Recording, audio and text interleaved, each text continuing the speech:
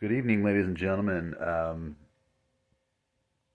So I made a YouTube short with my Grand Marquis, which I didn't really show a picture of, but it was kind of a sound video, and the turbo was hooked up. The feed line was hooked up. The return line was hooked up. The pieces I used for that particular video are leftover STS turbo kit parts that I had on my Tacoma years back. And I think the oil pump is either not enough for the flow of the Grand Marquis Panther platform 4.6 liter, or the pump is just out because it's that old and it's been sitting for years and years and years. I had this STS turbo pump on the frame mounted, sucking oil from the backside of the turbo to return it to the engine bay.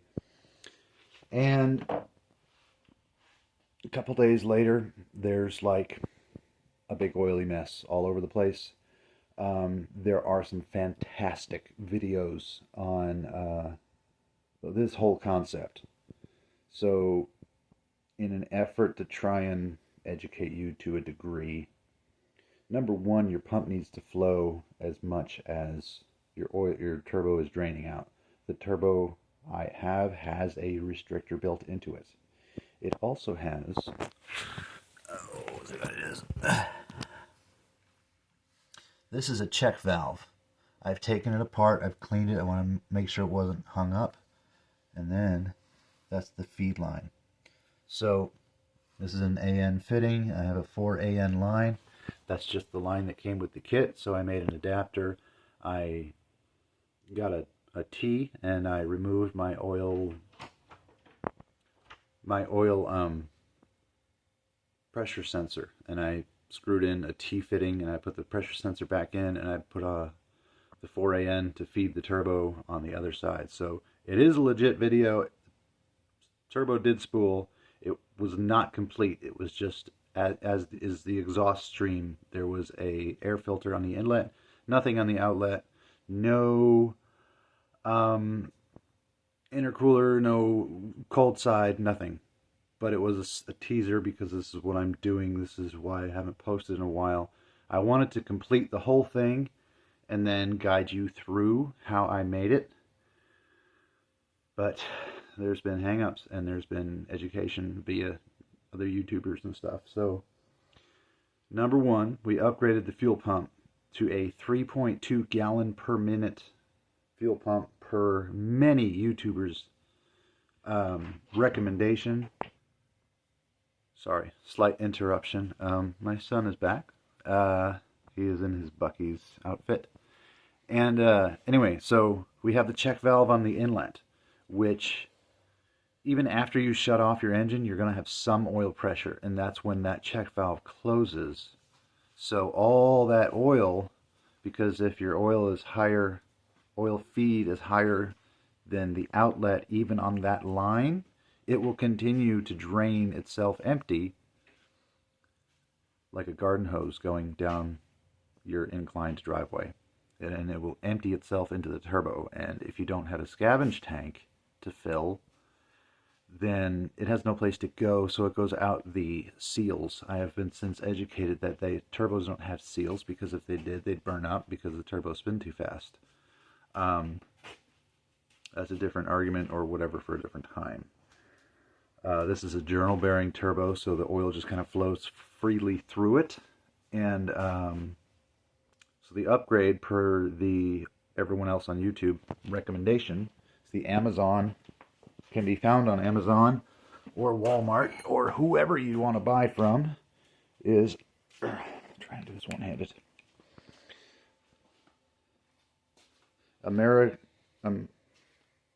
A Marine made gear pump. There's a black one and a white one. I did research. I wanted to buy the right one. The black one is in fact the one that you want.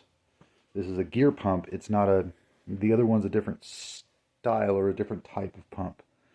Now the killer so far is that I've been trying to do this with stuff I have laying around the garage. I have lots of stuff laying around the garage, and I want to do something fun and different. But everyone has done a Grand Marquis video or a Crown Vic video or turbo this, turbo that. Lots of people have done it. I'm just doing it a little wow, a little bit different. The important part, check valve on the return line coming from the turbo back to your engine. The other killer is all these little brass fittings. I wanted a gigantic 3/4 inch valve, check valve, and this is specifically made with a low crack pressure. The point at which the valve cracks open, I think, is like 1 psi or something. But I got a gigantic one because I didn't want to restrict the flow. So many brass fittings are needed, and on an average between $3 and $9 per fitting, it adds up quickly. So your best bet is to buy a kit if a kit is made for your car. Now, turbo kits are not made for the Grand Marquis Lincoln Town Car Crown Victoria platform that I'm aware of. So my next suggestion would be to find a kit that is made for a 4.6, whether it's in a Mustang or whether it's in a F-150 or whatever engine size you've got. Somebody else has already done the homework, has already made the manifolds, the turbo manifold, or the turbo sizing. This turbo is far too small for this car. However, it might be perfect because I'm looking for low end power, immediate response, immediate spool time. This isn't a drag racing thing. This is a more power for off-roading thing. And when we go off-roading, our top speed 30, maybe 40 tops. But getting there, we need to make sure if we're jumping on the highway, getting up to highway speed, that we're not overwhelming the turbo with exhaust flow. So that's where I need to do some homework. That's where I need to do some homework and make sure this turbo isn't too small for this engine. This turbo, like I said, it was on my Tacoma, was a 3.4 liter V6. It was an STS kit. It was designed to be further away from the engine. It's designed to do certain things. Now, I'm hoping for quick spool times. I'm hoping that it'll work. Fingers crossed. But we're going to do this in a step-by-step process.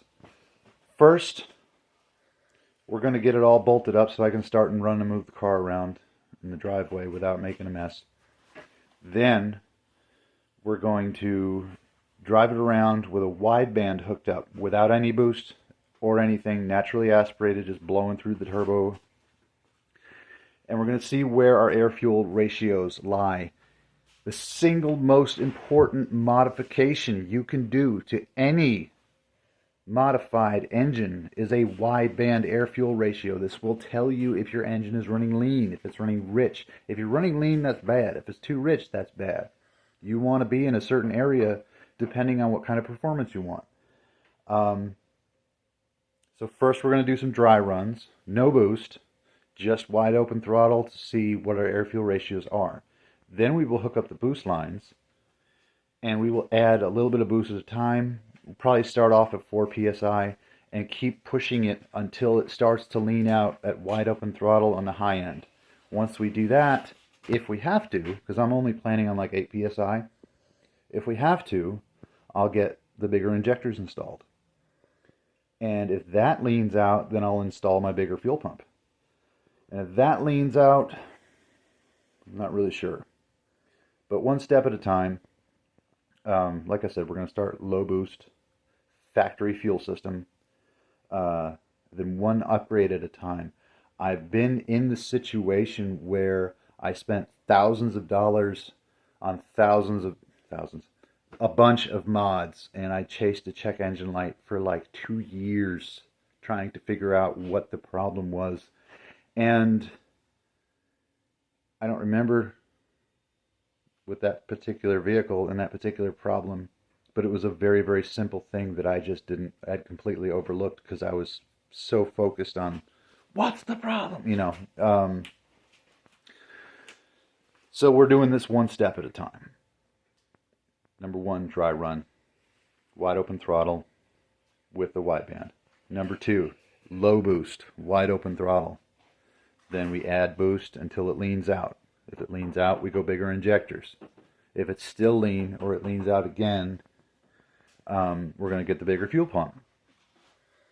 And I don't think it'll lean out because of the pump. I think it might lean out because of the injectors. I've got 29-pound injectors, which aren't that huge in the terms of performance. But I'm not trying to go past anything the engine is capable of handling. So we will pick this up later. Here's a little shot of my turbo kit. That's going to go under the car.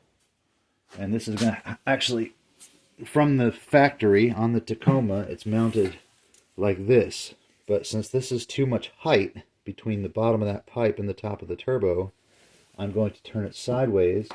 And as you can see, I've already reclocked the turbo so it can go this way. This will get the exhaust pipe up higher off of the ground for more ground clearance.